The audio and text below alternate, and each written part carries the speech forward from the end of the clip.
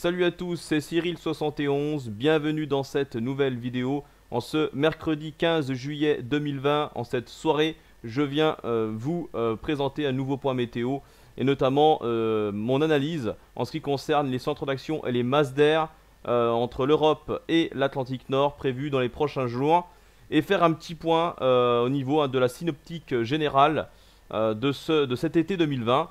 Alors, vous pouvez constater que, à part le déficit d'orage qui devient exceptionnel sur le pays, on a également moins de chaleur que ces dernières années, hein. Tout le monde l'a remarqué, on n'a pas eu de canicule jusqu'à maintenant, on n'a eu qu'une vague de chaleur et encore elle était vraiment petite, hein. En général, c'est plutôt des pics de chaleur et ils sont rares.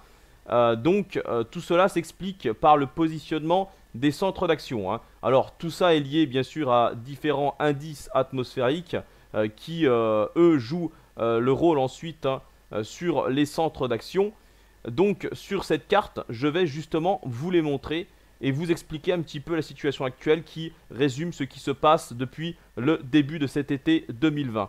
Alors on a souvent des flux qui sont orientés nord-ouest ou nord-est. Alors au mois de juin, c'était plutôt ouest, hein, c'est vrai, le flux d'ouest a dominé, un flux maritime. Mais là, l'anticyclone des Açores revient depuis le début de ce mois de juillet. C'est pour ça d'ailleurs qu'on a moins de précipitations qu'au mois de juin, hein, qui, je vous le rappelle, a été assez pluvieux, notamment sur la première quinzaine de juin. Mais là, de nouveau, on constate la sécheresse, hein, qui revient tout simplement parce que on a de nouveau cet anticyclone des Açores qui regonfle en direction de l'Europe de l'Ouest.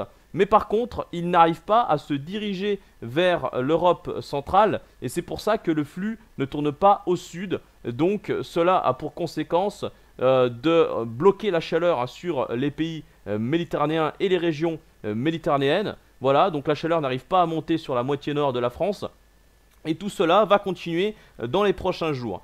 Si on revient un petit peu sur la synoptique de ces derniers jours, on a toujours cette anomalie froide et humide du côté de l'Europe scandinave, qui influence d'ailleurs de plus en plus de pays, hein, en direction de l'Europe centrale et de l'Est. Et de l'autre côté, donc l'anticyclone des Açores qui regonfle. Donc on se situe entre les deux, la France, hein, un flux qui s'oriente au nord-est quand l'anticyclone se rapproche, comme c'était le cas notamment le week-end dernier, hein, ce week-end du 14 juillet. Et puis là, l'anticyclone se retire de nouveau sur l'Atlantique, laissant place à un flux un peu plus maritime, hein, dans un flux plutôt orienté nord-ouest. Donc ça laisse passer un front pluvieux avec une baisse des températures.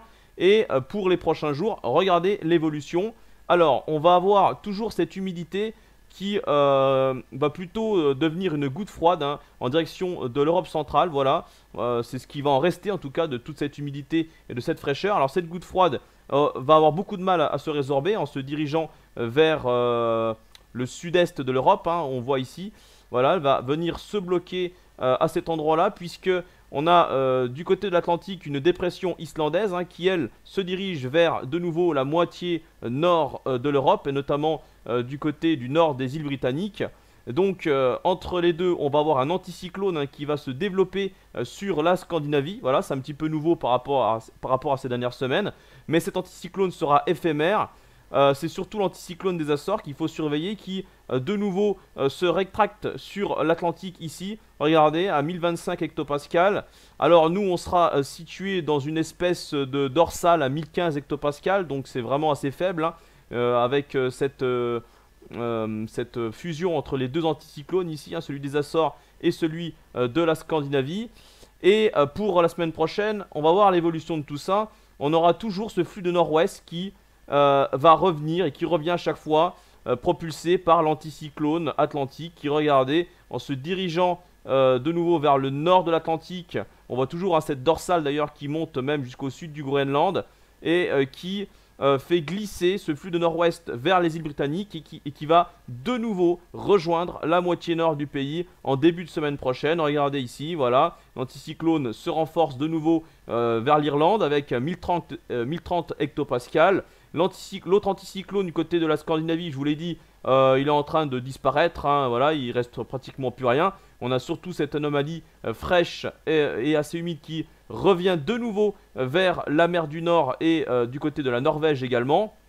Voilà, c'est pour ça qu'on a toujours ce flux de nord-ouest, hein, qui persiste Et on le voit très bien, c'est le cas depuis le début de cet été, c'est pour ça que la chaleur n'y arrive pas. Regardez, le flux de sud ne peut pas s'installer, on a toujours ce blocage avec la fraîcheur, l'humidité qui persiste et qui continue à glisser depuis le nord de l'Atlantique jusqu'au nord de l'Europe. Et donc forcément, la chaleur ne peut pas monter, quoi, c'est logique.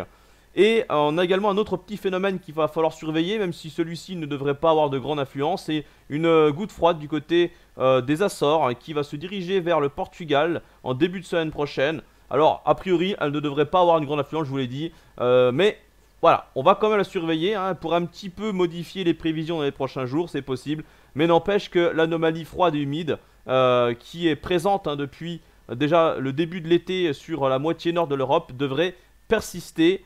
Et regardez ici avec les masses d'air, on voit très bien cette anomalie pour à partir de ce week-end, la semaine prochaine, hein, sur le Groenland déjà, hein, regardez, voilà, ça descend vers l'Islande et ensuite ça continue sa route vers les îles Britanniques et ça influence, je vous l'ai dit, une grande moitié nord de l'Europe, notamment la mer du Nord, hein, qui est bien impactée ici. Voilà, regardez, et ça influence la moitié nord du pays, d'où le contraste important entre le sud et le nord, la chaleur qui reste bloquée sur les régions méditerranéennes et la fraîcheur sur le nord. Alors, on n'aura pas forcément des nuages, puisque vous avez vu que l'anticyclone sera plutôt proche, donc on aura un ensoleillement généreux, la sécheresse risque de continuer malheureusement, voilà, mais la chaleur continuera à rester bloquée. Et donc du côté de la Méditerranée, c'est vrai qu'il va faire très chaud. Il fait déjà très chaud, ça va continuer, ça va persister. Mais là encore une fois c'est classique, hein, pour ces pays et ces régions qui bordent la Méditerranée. On voit très bien que les fortes chaleurs seront présentes en Espagne, au Portugal, en Italie. Voilà, donc ça c'est normal, hein, on va dire. Mais la différence est notable par rapport aux autres années. On va quand même signaler qu'il y a de plus en plus d'anomalies froides qui se développent depuis quelques mois déjà. Et surtout depuis le début de l'été, on les voit de plus en plus, notamment sur l'Europe scandinave. Il va falloir surveiller l'évolution de cette anomalie froide qui persiste, hein, sur donc la moitié nord de l'Europe. Voilà pour ce point météo et cette analyse des centres d'action. J'espère que cela vous aura plu et vous aura apporté quelques informations importantes.